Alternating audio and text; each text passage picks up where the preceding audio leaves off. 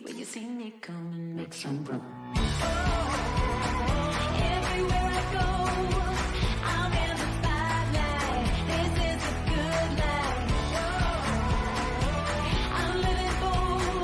This is what it looks like. On the tip of the world.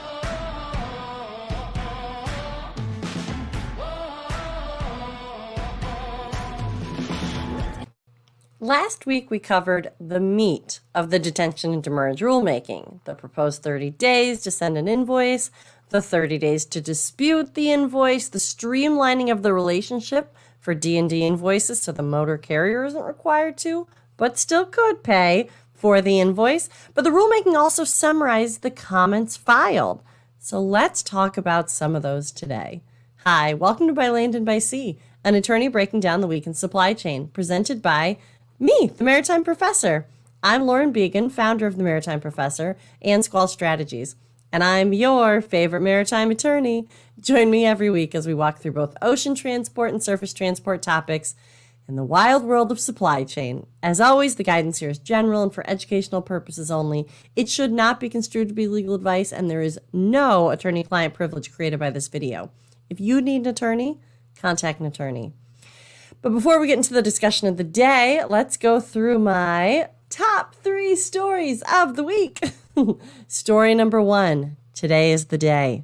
Today is the day, the last day to file comments for the unreasonable refusal to deal or negotiate with respect to vessel space. I'm interested to see if there are late filed comments. Given the request for additional time from a few of the associations, maybe there's going to be a few late filed. The chairman talked about that. Chairman Maffei at the FMC talked about that. But he also said, we're not going to be extending this. I'm going to take a look at the comments and maybe do an episode on them next week to see if we get, a lot more. I think we'll get some more, but we'll see. We're down to the last day here. So we'll let it shake out maybe over the weekend, early next week and see what comes in. But today's the day, October 21st. So story number 2, Shipping Watch asked this week, is MSC getting too big for a 2M alliance with Maersk? And actually, I was told that the JOC actually covered this first. So between both Shipping Watch and JOC, good question. 2M is the alliance of MSC and Maersk. As we know, we covered alliances in a previous episode. So they're 2 of the largest ocean carrier companies in the world. And generally speaking, each alliance of all of the alliances out there, the 3, used to have about maybe like a 20-30% market share, depending on the route, depending on the year. But in the year 2021, the American Journal of Transportation estimated that 2M, one of the alliances, so we have 2M, we have the Alliance, THE Alliance, and we have the Ocean Alliance, that 2M was closing in on a 40% market share. The Alliance was in maybe the mid 20% range, and the Ocean Alliance was in maybe the mid 30% range. So 2M was already the largest in terms of market share. And look, since 2021, MSC's probably only gotten bigger. Lars Jensen, in the Shipping Watch article, and actually originally in the JOC article, discusses the possibility of MSC breaking away from 2M and having their own network so large that they could probably provide enough service routes for their customers without needing the benefit of vessel sharing that happens in alliances. That's wild. That's wild that MSC could break away and they don't need an alliance anymore. Okay, so maybe, but alliances were brought around so that the shipper, imagine this, but the shipper could have better service options. You could have better routes. Like I said, I did a whole episode on alliances in ocean carrier world versus alliance in the airline world. It's kind of the same idea. So maybe MSC here would be like Southwest, where you don't need the alliance, you just do it yourself, versus, Delta code sharing with other companies, so you can get into some of the smaller cities or some of the other routes, and you wouldn't have to book through 5 different airlines. You just book through Delta, and you have your entire trip covered. That's kind of the idea that happens with the ocean shipping. You want to go from this city to that city with your goods. And maybe the service route didn't exist, but you like this particular carrier. That's who you have a relationship with, whatever it is. So the alliances were able to kind of create that vessel sharing network and create more options for the shippers. And MSC might, I don't know. This is Lars Jensen was talking about it, but it's a very interesting concept. Maybe breaking away from 2M. I don't know. We'll see. That's wild. All right. So story number 3. This last story I just wanted to put on your radar. So Transport Topics reported on FMC Commissioner Carl Bensel's comments at the American Association of Port Authorities. Their annual convention was this week, and Transport Topics is reporting that Commissioner Carl Bensel is interested in turning his Maritime Transportation Data Initiative into a rulemaking that promotes freight visibility. We kind of knew that was probably on its way.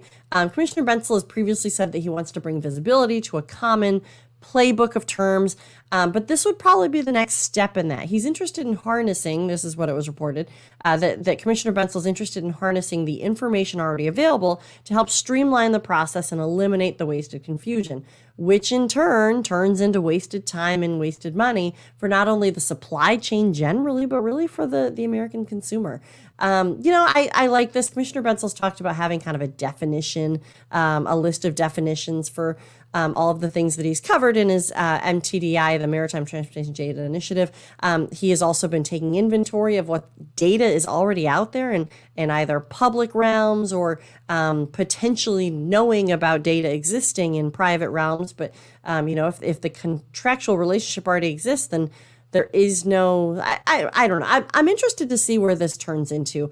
I love that he's going to turn it into a rulemaking. The article talks about him and the FMC generally having the authority to make a rulemaking here, because there might have been a little question on whether or not this was kind of in the purview or in the furthering of the Shipping Act. But look, the mission statement of the FMC is the fair and efficient movement of goods for the benefit of the U.S. exporter, importer, and U.S. consumer. This is arguably in that. I mean, that's a pretty broad mission statement, but this is arguably in that. I mean, if you can make it faster, more efficient, data's part of that. I mean, operations are part of that, so the data should be part of that. I don't know. I like this. I'll keep watching Commissioner Bensel here.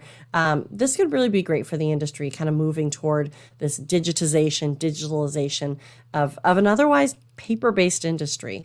There's some wasted opportunities, wasted time. The human error that goes along with not having a lot of this computerized. So there we are. So let's get into the meat and potatoes of the day, though. So we're back to talking about the Ocean Shipping Reform Act. Gosh, we talk about it every week, right? Passed on June 16th, 2022. So a little refresher, what happened in OSRA 22, a lot of things, but one of the major things was there were 3 main rulemakings. We've talked about these a lot here. They had a certain number of days to initiate these rulemakings. So Congress really basically said, get started, FMC. We got stuff that we want you to do, and this is the order we want you to do them in, but we want you to get cooking. So the 3 rulemakings, we've talked about these a lot. Unreasonable refusal to deal with respect to vessel space. That one closes today. That's the one that closes today. Detention, demurrage, prohibitive practices. That's the one that's open right now. That's the one we talked about last week. That's the one we're talking about today again. And then we have one last rulemaking that has not been released yet that we're waiting on. Unfair and unjust discriminatory methods. I'm interested to see what that one looks like. I mean, what's that? Maybe the fear of a shipper getting blacklisted off of a carrier for speaking up and the discriminatory practices that might go along with some of that. I don't. That's what I see as maybe being in the purview of that. But I'm interested to see that rule. I think that'll be great. And a nice, trifecta there, right? So that's it. So the first one, rulemaking on unreasonable refusal to deal or negotiate with respect to vessel space accommodations. That one needs to be finished up by December 16th. I mean, we're under the wire here. The FMC's under the wire here. They had to finish the entire rule 6 months after OSRA was initiated and signed. That was June 16th. So here we are. There were some requests for extension.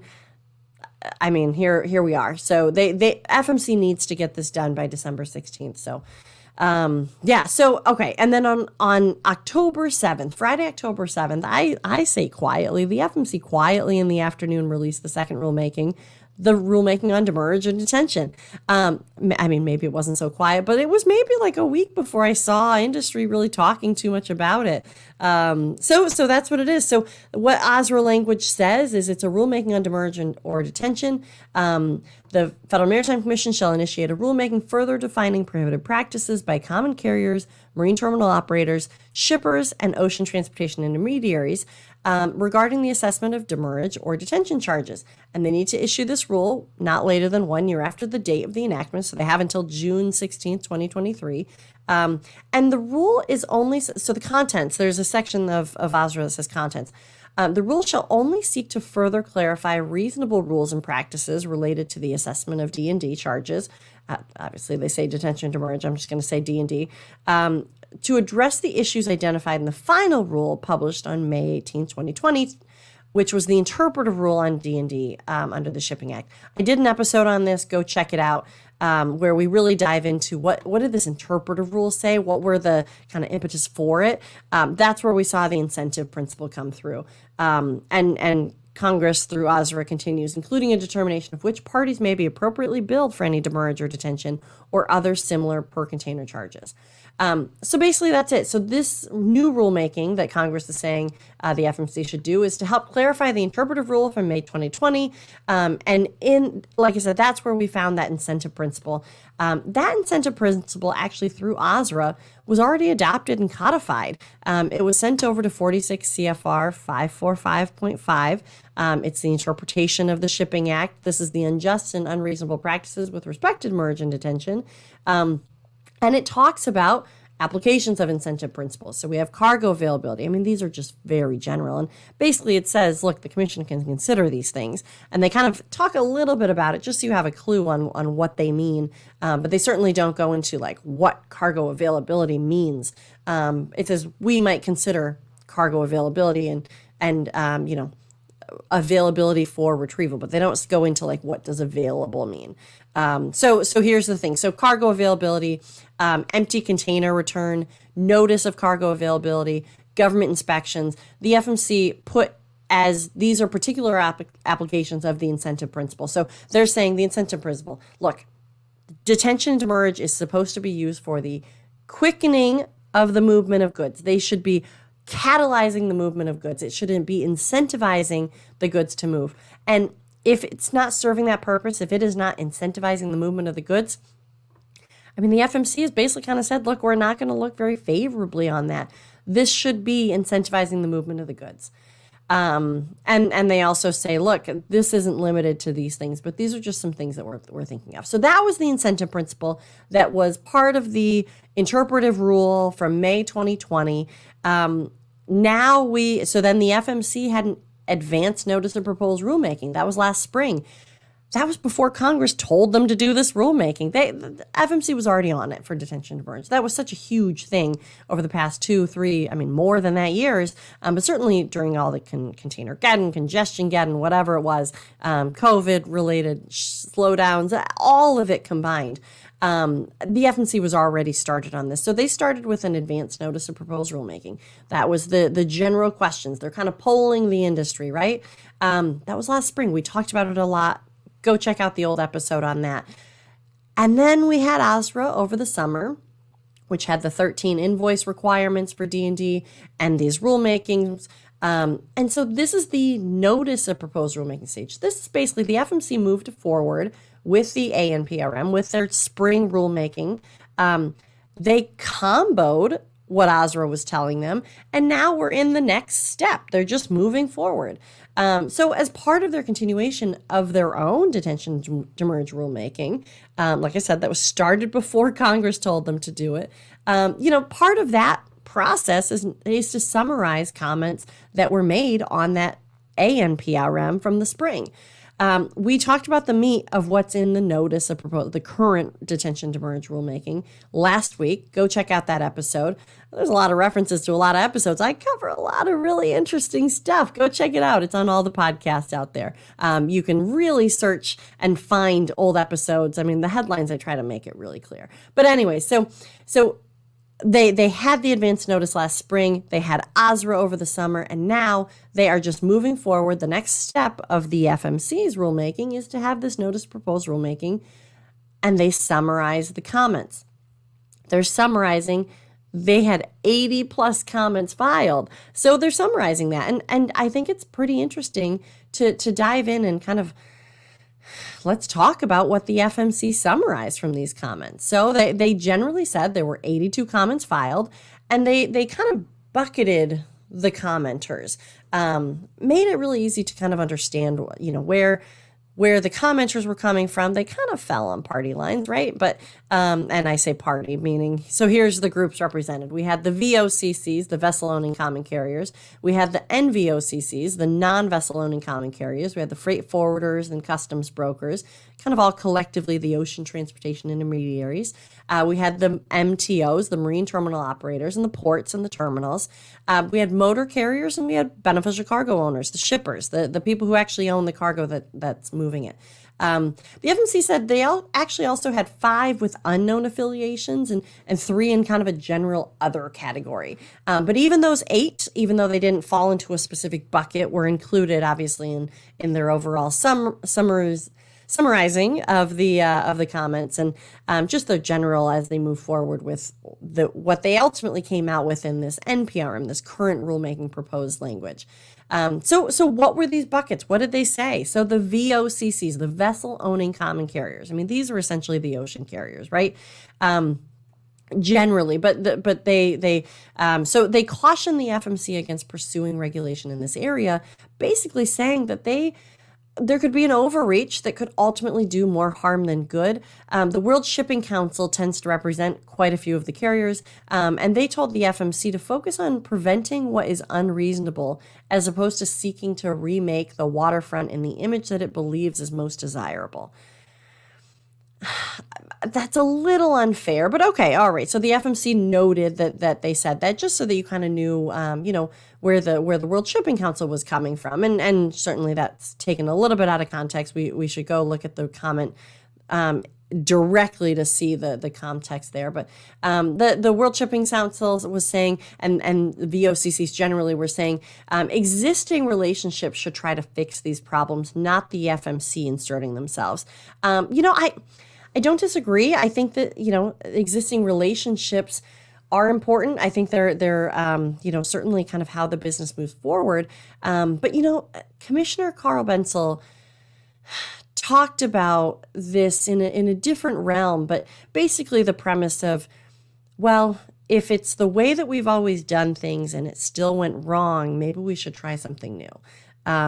So the VO is saying existing relationships should try to fix these problems, not the FMC. Okay, we had some very novel things happening, but congestion was starting to happen in 2015. This wasn't new. This was just kind of hyper concentrated with what happened. So, okay, so continuing on, VOCCs. They were also concerned about the FMC's involvement in creating an unbalanced negotiation sphere. Fair concern for sure. And they argue that the existence of a commercial relationship lends itself to innovation and regulation. Government involvement could stifle that innovation. The FMC actually quoted the World Shipping Council again as saying, a fixed form and process for invoices could stifle digital innovation to include initiatives to do business electronically, including automated invoices, use of blockchain technology, and more broadly efforts to digitize the supply chain. Not totally sure I agree with that. Look, it was the wild, wild west for invoices previously, right? I mean, you could, I've used this example quite a bit. You could have a napkin with a number on it and say, demurrage charge. I mean, it's an over exaggeration, but there were no rules. I mean, there were certainly rules generally, but there were no rules on what the invoice had to include. And there were no rules on what it had to look like or any of that. And I don't think the FMC is going to say it has to be on a piece of paper. So I don't think that it's the concern of digital innovation is stifled, as the World Shipping Council says here. But I understand what they're saying. They don't want the FMC stepping in here, and they want the business to solve it. And they certainly don't want the FMC to be so prescriptive that they do stifle the ability of innovation in invoice delivery. Totally respect that. That is, yes, certainly. And I think, that's fair. FMC has tended to be a little bit less heavy-handed, and has kind of encouraged the business to do what the business does, do what supply chain does, and really kind of make it make sense for the business.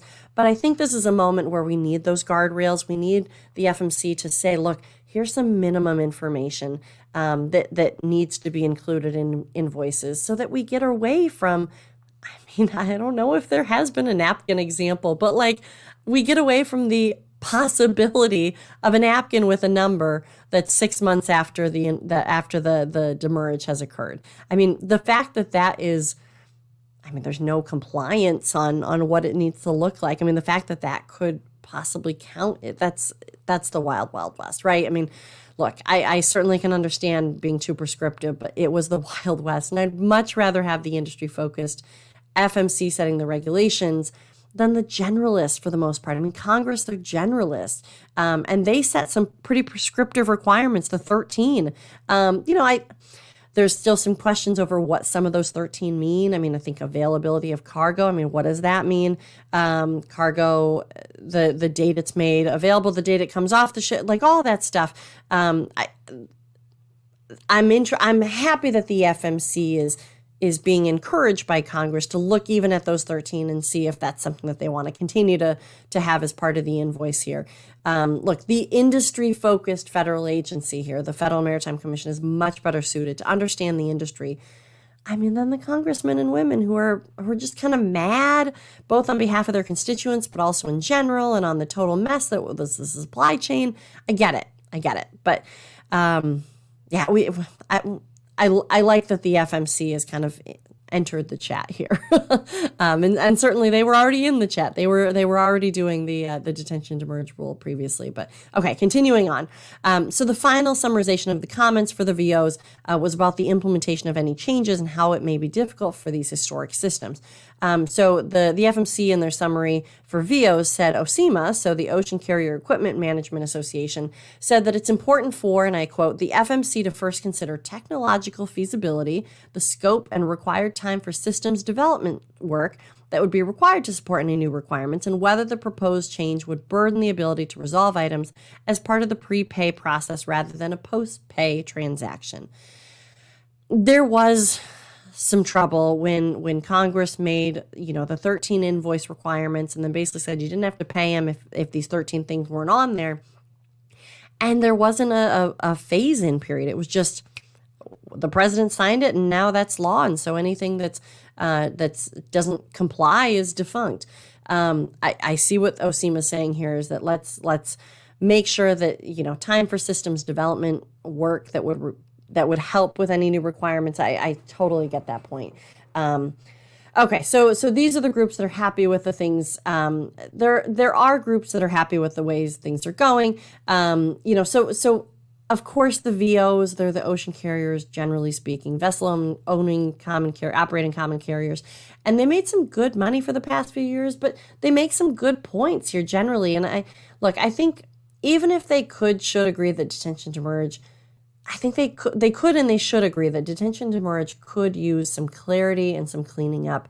I think that there's been some bad acting. They weren't always necessarily bad actors, but I think clarity over when demurrage and detention should be assessed is important because, on the carrier side for a while, they were arguing that, well, this is lost business opportunity. If a container, if a box is tied up with somebody's goods that have been a holdover, we can't use that box for new business. And, likewise on the terminals, if you have a box sitting there, we can't now use that space. It's a loading zone. It's not a warehouse. The terminal itself is not a warehouse. It's a loading zone. And that's what demurrage is really kind of getting at. But I think everybody can agree that there probably could be some clarity in cleaning up here.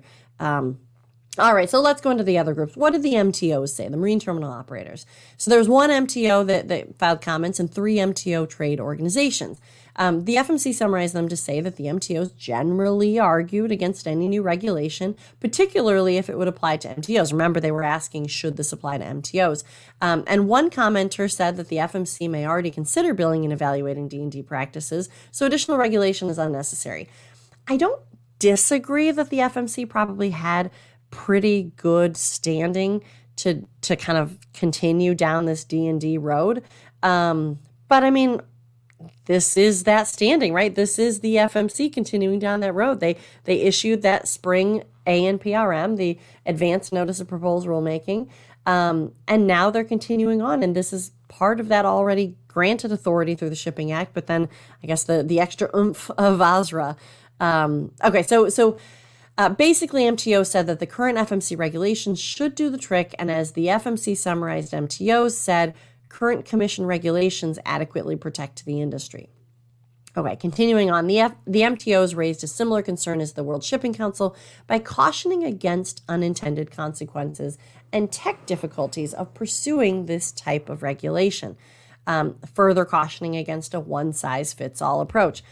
Look, there was a lot of heartburn with the invoice prescriptive requirements of ASRA going into effect right away. I get that. So let's make sure that there's a phase in. Let's make sure that we don't have unintended consequences or tech difficulties. Let's look at the larger picture. This isn't just for now. This is forever or until we change it again. But these are regs. You know, the statute was important that they got it right, that Congress got it right. And I think that they could have used some more time, but they were interested in getting something out there. And now the regs, we have the time, at least in part, to make sure that the FMC is getting it right. And I can appreciate the MTOs saying that, and certainly World Shipping Council and the VOs. So the FMC summarized that the National Association of Waterfront Employees, NAWI, expressed concern that establishing billing requirements, quote, will inevitably disrupt existing commercial relationships and could impact the competitiveness of MTOs that continue to face competition from neighboring foreign ports. All right. So, you know, I mean, I get that. People are worried about the commercial relationships, disrupting these commercial relationships. And other MTO commenters said that the compliance with any changes could create administrative burdens that would further slow down supply chains. I mean, maybe, right? I mean, you should have a pretty streamlined, you should have some pretty basic information required. You know, it's so crazy that there isn't a immediate way to find out if things have been paid or not paid. You know, like the Venmo, like PayPal. I mean, you can see it immediately that it's been paid. I think the operational, like the actual boots on the dock, like what it looks like, is just not as quick as it needs to be. And so maybe it's going to be an administrative burden. Maybe you'll have to fix the back end of your invoicing software. But I think some of these things need to be updated. And they're not really talking about like what the invoice platform needs to be. That's certainly the FMC's not going there. But I mean, maybe we as an industry should talk about that. We need to maybe have a faster invoicing platform that shows paid, unpaid. You know, can the trucker come pick it up? Is this been paid or unpaid? And that kind of exists, but it's a little mucky. Okay, so what about the NVOs, the freight forwarders, and the customs brokers? Collectively, the OTIs, the ocean transportation intermediaries. There were comments from 10 NVOs and freight forwarders and custom broker and 5 trade organizations that represent these groups, so 15 here.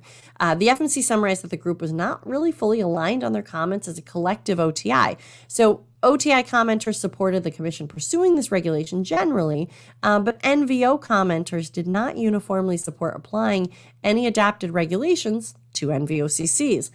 I mean, that makes sense. That it seems like anybody who was kind of in the line of fire of might be getting a new regulation was like, don't touch us.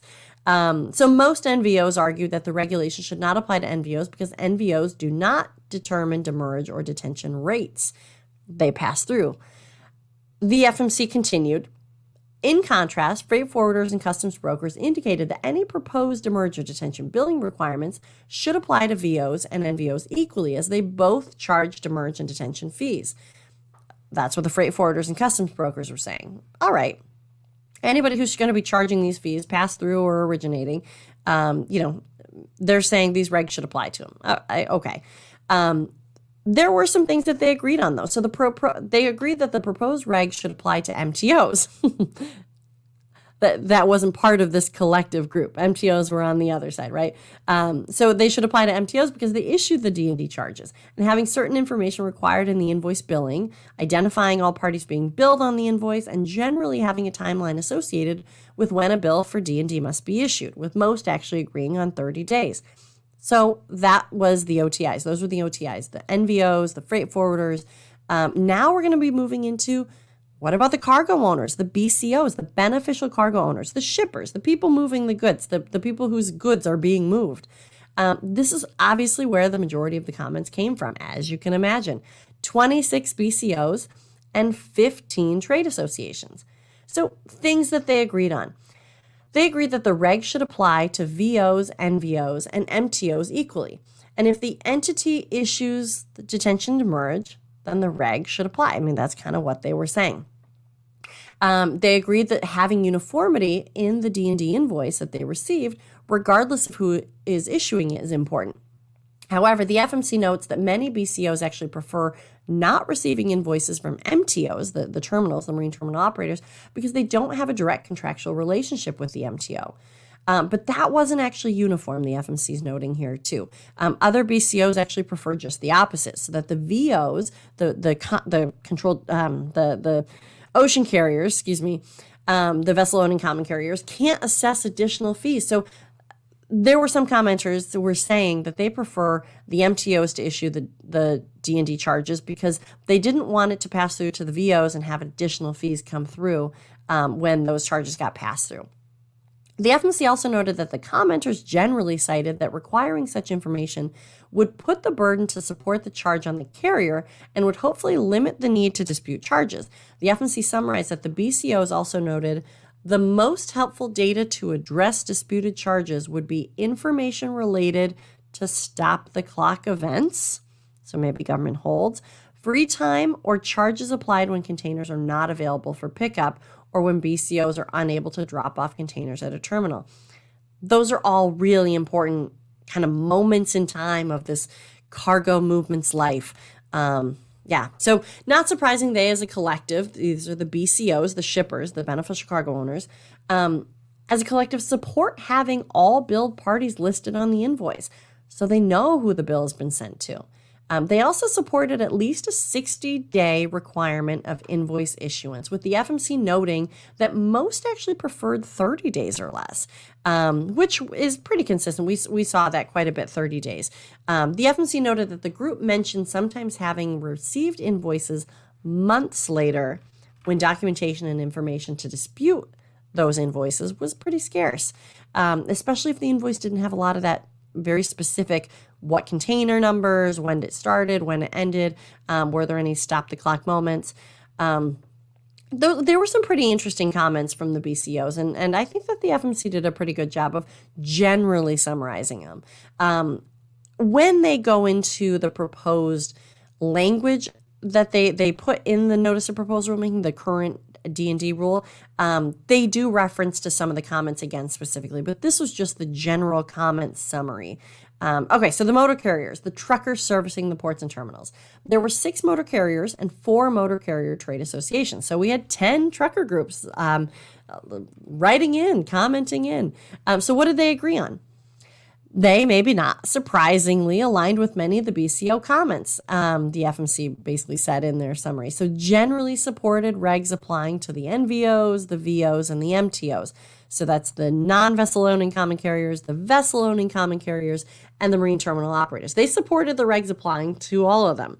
The truckers, the motor carriers, also agreed on having specific information required on bills and listing all billed parties. We just talked about that for BCOs. And a time frame for issuing invoices they were in favor of.